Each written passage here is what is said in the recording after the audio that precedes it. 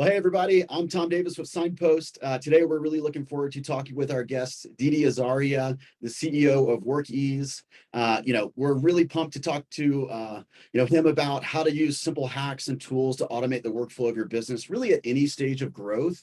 Whether you're that sole proprietor or you've got a team of 20 plus employees, anything you can do to automate those mundane tasks to get them off your plate, it's going to help you focus on your business, focus on really those core things that matter and help you grow. So with that being said, Didi, we want to know more about your background.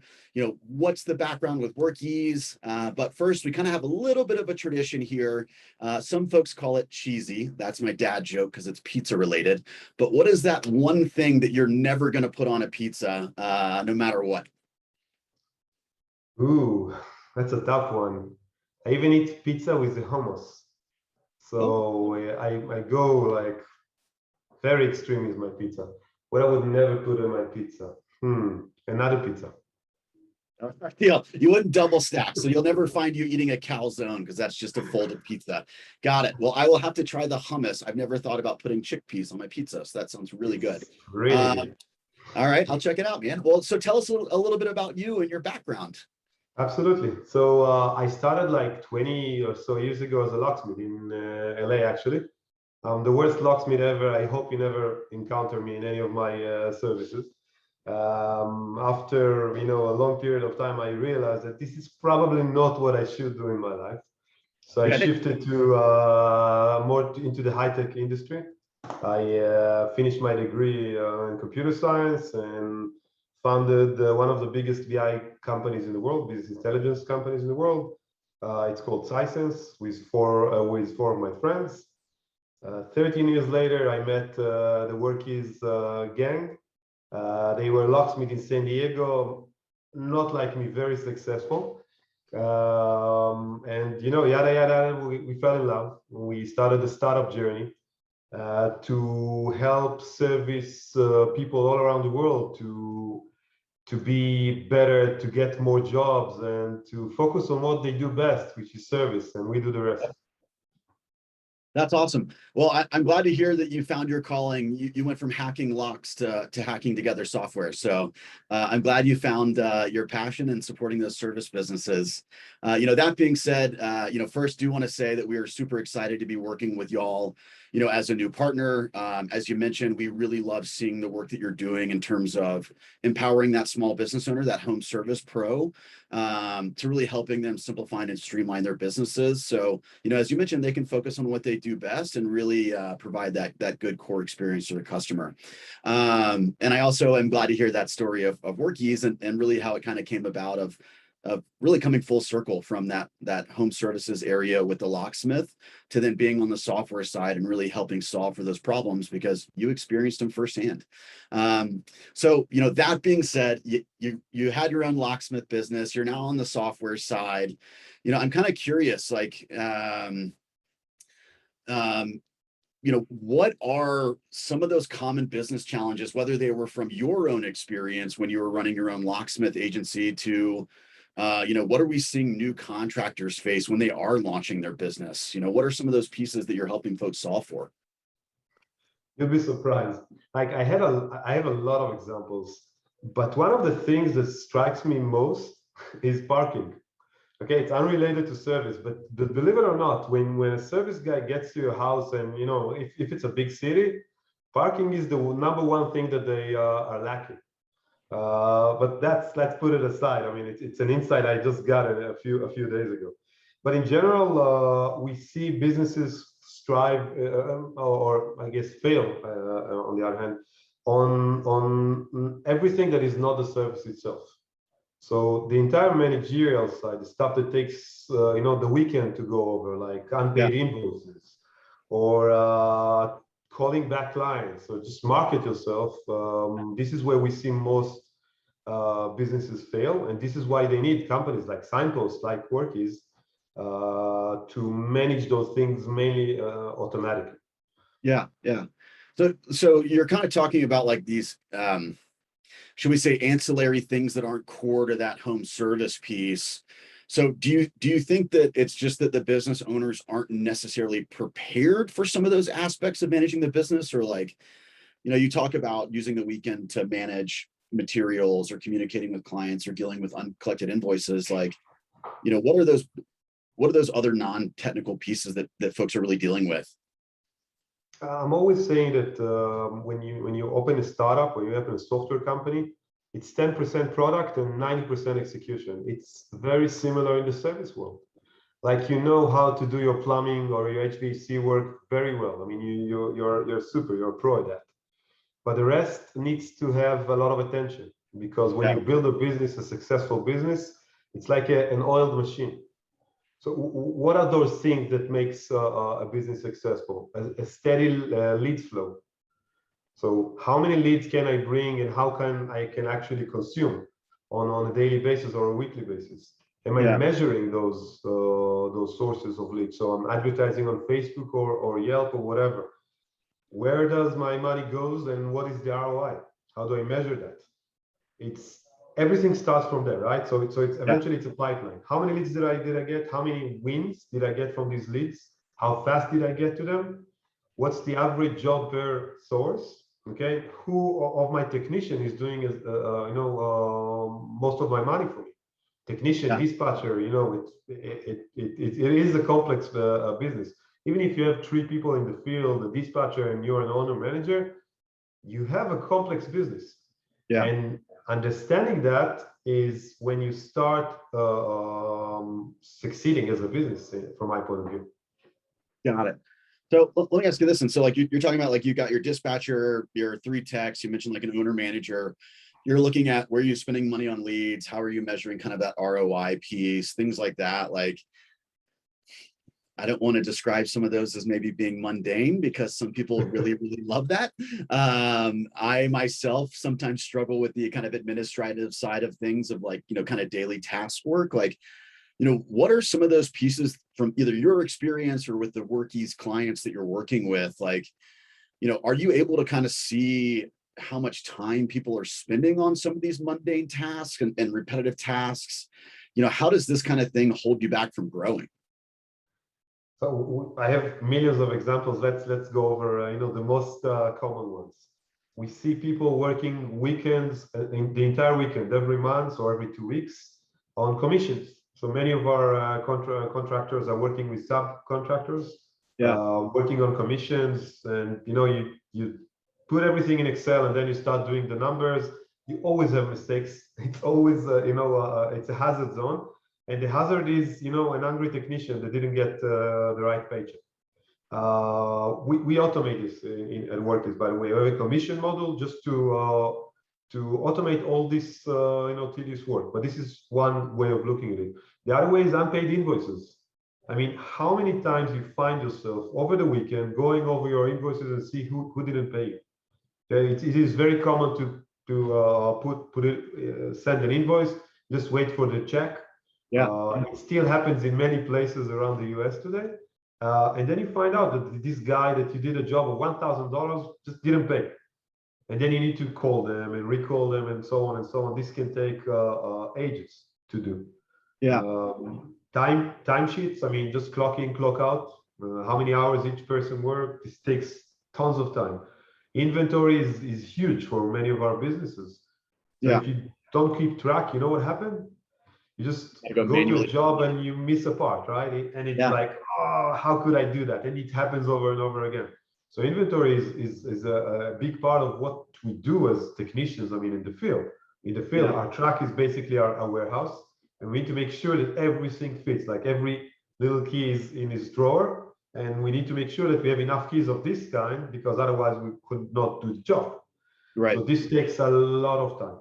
It's all of those things that, you might think about yourself as a big warehouse or a big grocery store. You are a big grocery store. You just have keys instead of milk and honey. I never thought about describing a locksmith's truck as a grocery store, but it is. And you know what? It's more expensive. It's more expensive than the truck itself. All right, fair enough, man.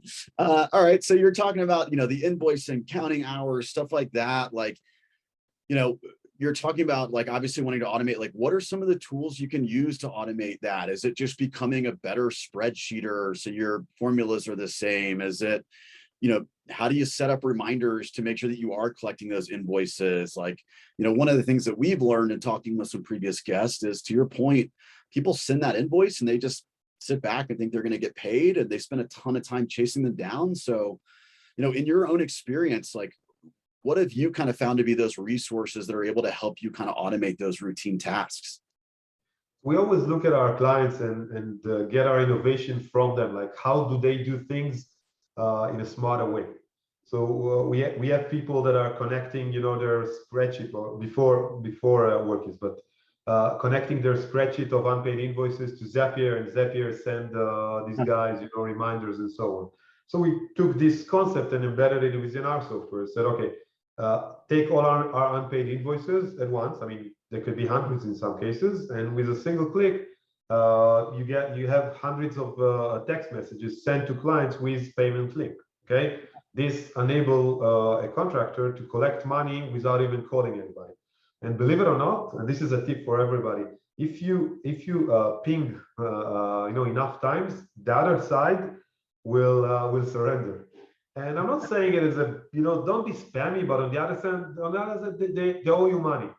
If you're going to stop bugging them, guess what? They're not going to pay. And then you need to go to a collection, and that's not nice to any side, right? So let's be nice. Let's play nice and ask, okay, you owe me money. I did the job. Please pay me here. And it's easy. Just click here, right? So that's some of the things that we see around. There are a lot of tools today, including Workiz and Signpost, that automates many of these tedious work, okay? But we do see a lot of entrepreneurs, I'm calling them today. They're not service people anymore, they're entrepreneurs. They take Zapier, they take spreadsheet, they take Google Calendar, and suddenly they build their own complex process and simplify it or automate it in many ways. Yeah. Now, when you're talking about something like this, like bulk, like being able to send a payment request all at once, like, is it something that once you kind of get it fine-tuned, then it's like, okay, dispatcher is in between managing routes, let's go ahead and have them log in and send them all? Or do you need to kind of have somebody that is like an automation expert on staff? No, those tools must be simple as a one click, and it's for the dispatcher, and it's for the owner who is always running around between jobs and the office and management and so on.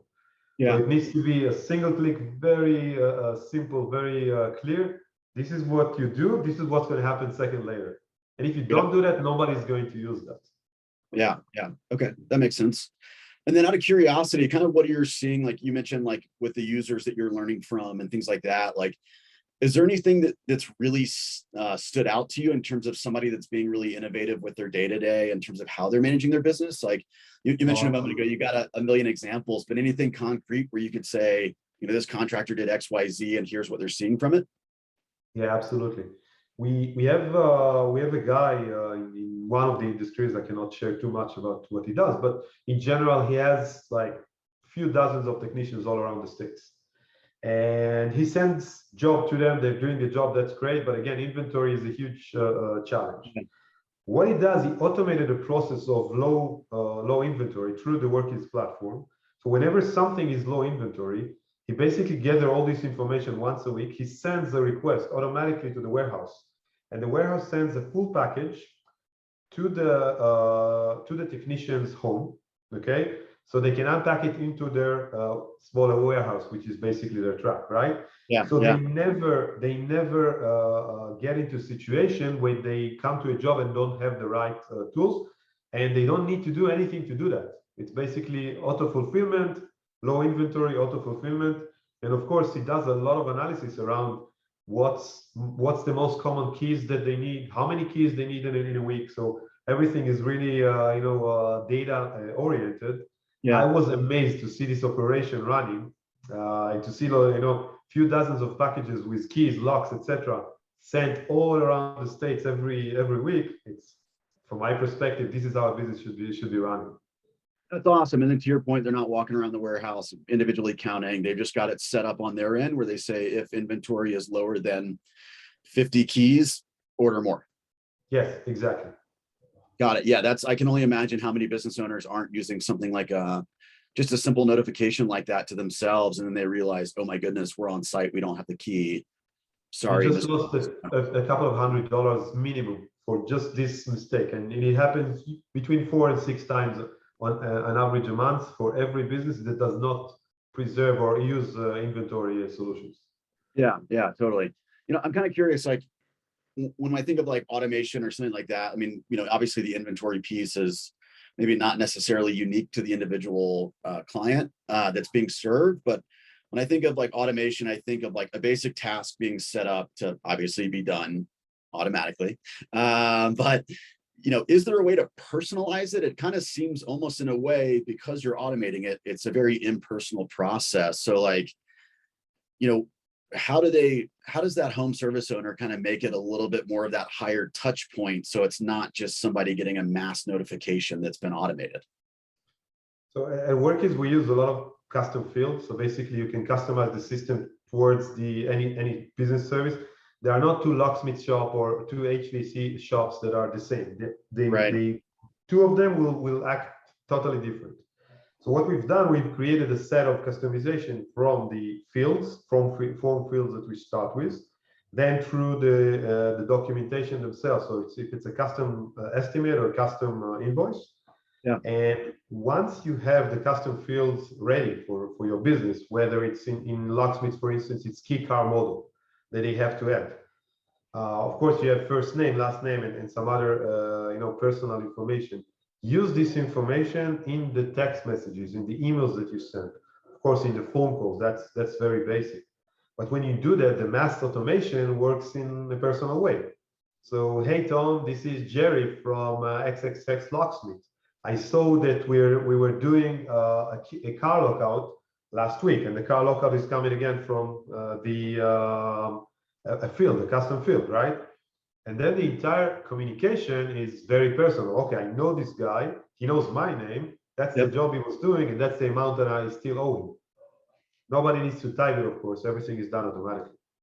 Right. All right. So what you're effectively saying is for people that are starting to think about how do they automate outreach or communication, it's let's look at what information we've got stored in our systems. We're going to leverage those as placeholders, because when you send the SMS message, it's going to autofill that info. So really, it sounds like you just need to be super aware of what data you're collecting in the front end, whether it is that form, so first name, last name, job type, and then making sure the message is maybe a little generic enough to where you can personalize it, but it's not too personalized that it won't work for a variety of cases. So to kind of run this back to you, you're looking at doing, hey, we're going to use the first name to notify the person that we are outreaching to them specifically. You're introducing yourself from your company and using your company name placeholder. You're going to use that job title description in there. So then you're refreshing that memory piece. And then finally, if it is in the example that you leveraged, we're going to then pull in that information of an outstanding invoice with a link to pay. Is that right? Yeah, exactly. And it doesn't have to be too complex. Don't create a project out of it. It's what we call an evolutionary process. Let's think about what defines your business best. What are the data points that are mostly important for you? Again, for a locksmith, it can be car key model. For an HVAC, it can be different things, right? Think about the top 3 custom fields or data points that you require in every job, pre and post the job, of course. And once you add them, you suddenly realize how valuable this data is. You can start analyzing it by, okay, how much money on average do I make for this type of car, or for this type of a client, or for this type of address, God forbid. Yeah. Okay. Remember this address. Just repeat customers that keep locking themselves out. At that point, you might not need to automate it. You'll just be on a first name basis with that person. You're like, Steve locked out again. I know you. Yeah. All right. So I was going to ask you, really like, what are those things for people that have maybe been in business for a while as they start thinking about automation? But it sounds like you just answered the question, right? Like, what are those common data points that you're getting with every job? What are those maybe patterns that you're seeing, and making sure that you're leveraging that information in some of this automated outreach? And like you said, baby steps, start small. You don't have to have it the perfect time the first time you go. It's an iterative process. Maybe you just start with the first name and the job title, or the first name and outstanding invoice amount, something like that. And then, as you're able to see what's working and not working, you can kind of continue to tinker and test there. So, all right, I got one last question for you. So as we kind of think generally back about the customer experience as a whole, like when you've seen people that are leveraging automation, like what is that net effect on the customers? When you're not doing those mundane tasks, how does that impact the ability to provide better customer service? Or like, how does that give you the competitive advantage that's front facing that people might not see because you've automated the back end?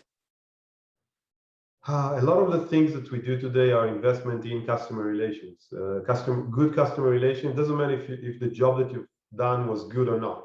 Right. Surprisingly, a good customer relation will result a good review, and vice versa. Bad customer relation doesn't matter how good you've done the job, is going to result a bad review. And our goal in automation is basically to avoid all the tedious processes, to help you to invest more in the job itself, and more importantly, in the customer relationship. Okay, Right. so what's the name of their dog, do they have, I don't know, an event in the family? And once you remind this to the customer, they suddenly feel related and they feel that you care. I mean, I'm doing it authentically. Don't do it artificially. You actually need to mean that. But once you do that, you're more successful. They will remember your name. Okay. In the text messages, also use your name. My name is Tom from XXX Locksmith. Don't just give the name of the company. Okay. Yep. Personal is strong. They will refer you to other clients because they remember you in a good way. Oh, I just met this amazing locksmith. I always hear that, right, from friends. Just met this amazing mover, this amazing plumber. If you need anybody, you need to hire this guy. Why do they remember these guys? Because they bonded with him. Okay, there was a story between them. So don't just come there and do the job. Just come there and try to understand how did it happen. Okay, how can they avoid it in the next time? Don't let the kid out of the door. I don't know, whatever. Right? It's all those things. And once you give them one or two tips, okay, again, God forbid, they might even give you a tip. Love it. So, all right. We're coming up on time here, so we're gonna have to call it a hair early. But Didi, I really appreciate some of the points that you're making here. Obviously really excited that you're here joining us today. I know you're quite a busy guy, but appreciate you helping us kind of understand from your own experience on the locksmith side, but what you're seeing with the Workiz clients around, what they can be doing to automate some of those mundane tasks so they can focus really on the core aspects of their business. Just to kind of high level recap there.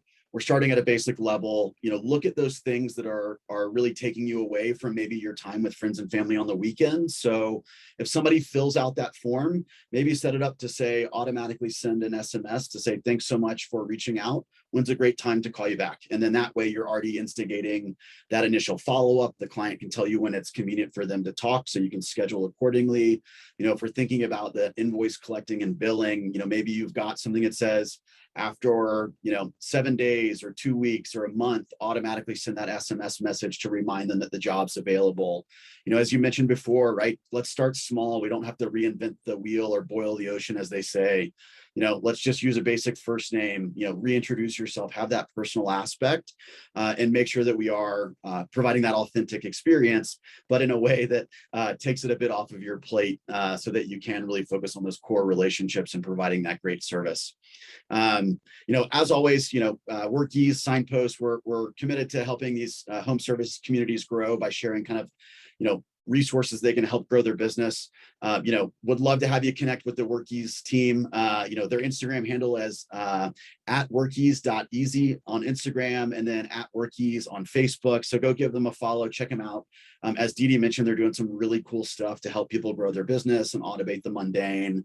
As always, we're excited to partner with them. If you head to workiz.com/signpost, they are so generous to offer 30% off for 3 months.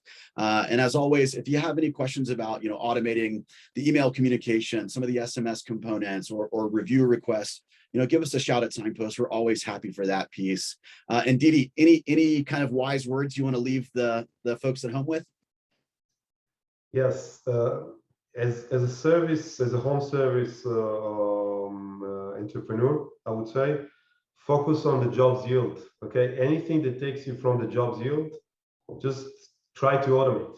Okay, as you mentioned, it's an evolutionary process. Okay, step by step, start basic, but always think, what if my technician, my dispatcher can do like X10, not working X10 hours, just doing the X10. And if you can use automation to do that, you're going to win as a business. We're lacking of technicians out there. Many people are trying to find technicians. What if you could use your technician to do more? This is a big win for a business. Exactly. Let's not wrap up their time with the mundane. Let's focus on what they do best, and create those happy customers. I love it. Well, Didi, it's been an absolute pleasure, man. Thank you so much for coming on. And with that, we'll see you online. Thank you very much.